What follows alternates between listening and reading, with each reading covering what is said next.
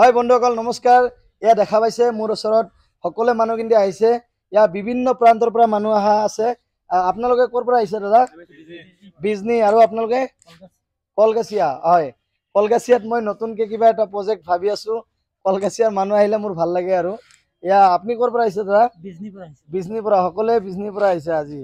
হয়, এতিয়া কথাটো হৈছে যে আপোনালোকে যদি মোৰ ভিডিঅ'বোৰ চাই ভাল পাইছে তেনেহ'লে বাকী দায়িত্বখিনি আপোনালোকৰ ওপৰত এৰিছোঁ।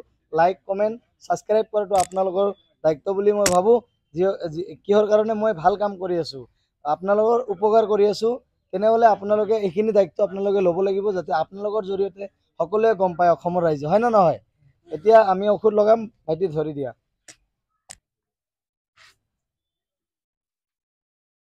চুলি থাকিলে নোসোমায়, দিগদাৰ হৈ যায়। মোৰ চকুত আহে, চকু জ্বলে, ৰাতি টোপনি মাৰিব নোৱাৰোঁ।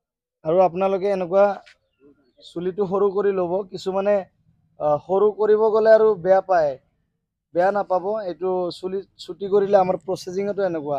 আপোনালোকে আহিব, আমি কৰি দিম ধুনীয়াকৈ।